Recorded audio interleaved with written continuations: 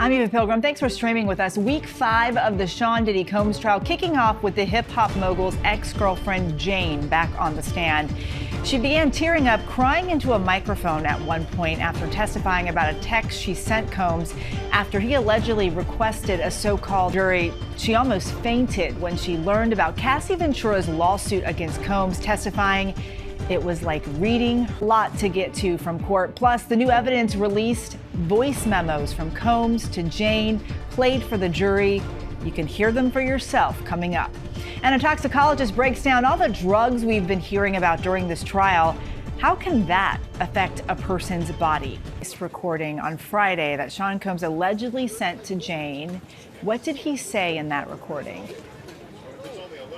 This is all part of Sean Combs' responses to Break down what we saw in court today. Joining me now, ABC News legal contributor and defense attorney Brian Buckmeyer. Brian, Jane back on the stand. What stood out to you today?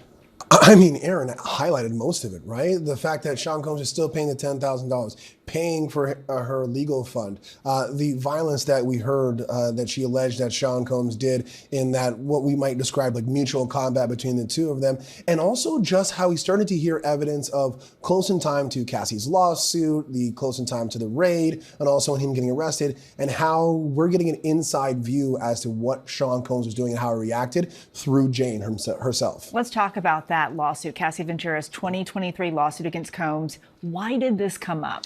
It came up because Jane described the moment in which she heard about the lawsuit, when she actually read the lawsuit herself as well. And she talked about taking a photo, or at least a screenshot, of 3 of the pages. Now, we don't know what all 3 of them were. I think the first one she said was the first page, but she said she was reading her own trauma. She started to see the dots connecting as to what she went through and what Cassie had went through beforehand. And she started talking in the sense of, he knew what he was doing was wrong. He understood these freak-offs, these debaucheries, like these hotel nights were horrible, and the way he would love bomb and persuade women, because she said what happened to her, she believed also happened to Cassie. The jury also got to hear a series of phone calls between Combs and Jane. Explain these to us. So we heard phone calls, voice memos, or voice notes, because they'd be texting each other back and forth. Throughout this trial, jurors have listened to graphic, detailed testimony about the alleged drug-fueled sex parties called freak-offs or hotel nights that prosecutors say Combs would host. Dial or text 988 for referral treatment. Dial 1-800-662-HELP.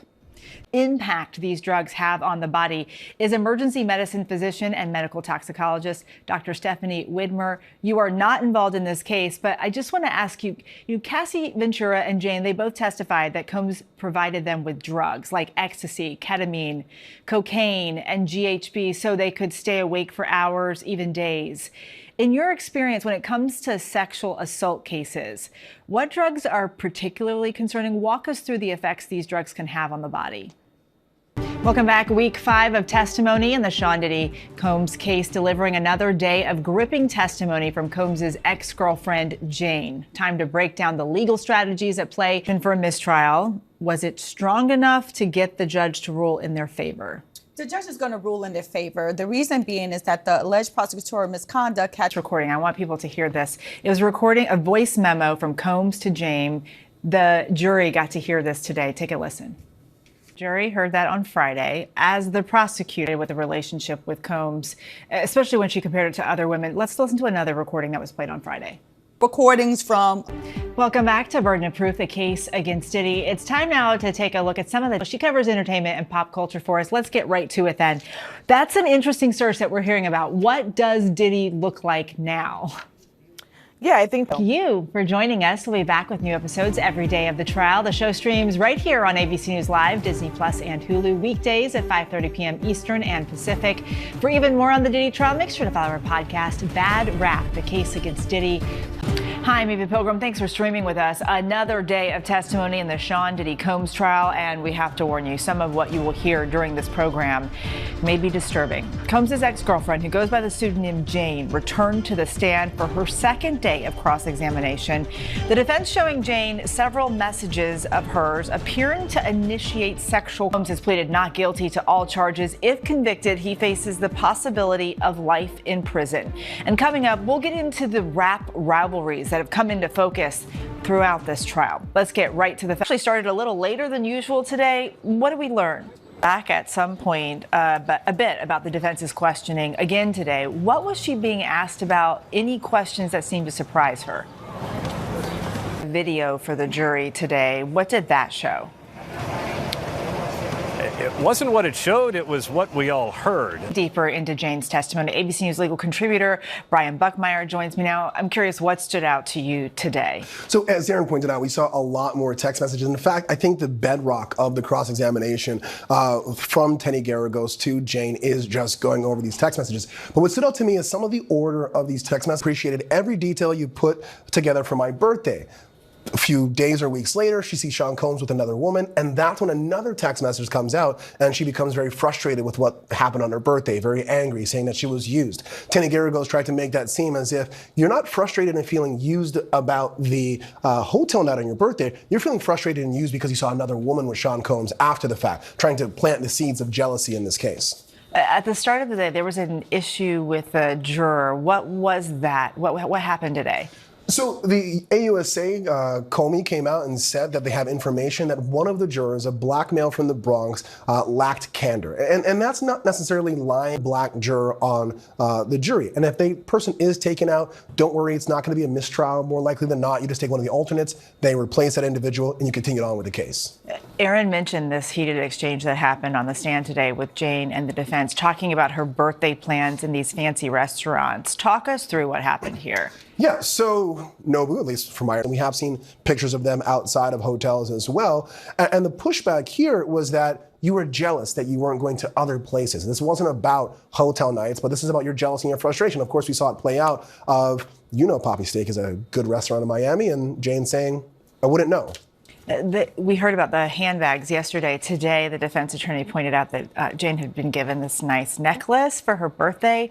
What are they trying to do here? So the idea is to try to show that she is kind of adorned with these great luxury items, whether it be jewelry or bags or going out to restaurants.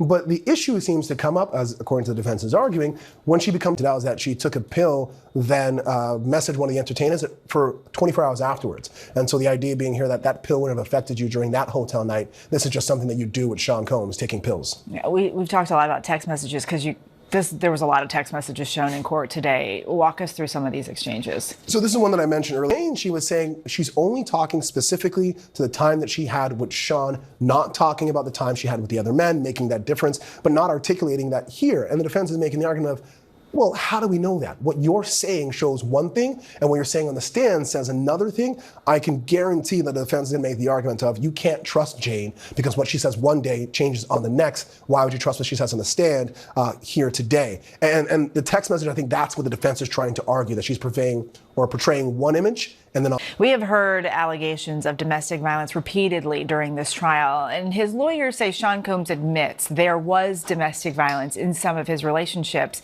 but say he wasn't involved in any sex trafficking. Now, Combs has denied all charges, but with all the talk of domestic violence, we wanted to bring in an expert. Beverly Good advocates against domestic violence and has even written a book on why people sometimes stay in abusive relationships. Beverly, thank you so much for being here with us.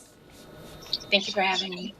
We've heard a lot about Jane's testimony over the last several days, and at one point she said she's still in love with Sean Combs. When you hear that, a moment here, domestic violence is something that can happen to both men and women. For people watching, how would you define an abusive relationship for women to testify in public about cases like this? What did the defense do today? Should the prosecution be concerned? Our legal team breaks it down for you next. Thanks for streaming with us. Diddy's ex-girlfriend Jane facing a second day of cross-examination today by the defense to break down the hours and hours of reading the details that we were hearing today, though. Bernard, I have to ask you about this. Proclivities of your trafficker, you tried to do that. I've also had a role both inside and outside the courtroom. We'll get into all of that after the break.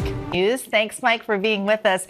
Okay, let's start with rapper 50 Cent. He's been mentioned multiple times in court, and let's be real, 50 has been all over social media throughout this trial. At one point, even saying he would go to President Trump to stop a pardon if it came to that. What happened between these two there? Okay, we have to also talk about Suge Knight. His name has been mentioned in this trial at least 50 times so far.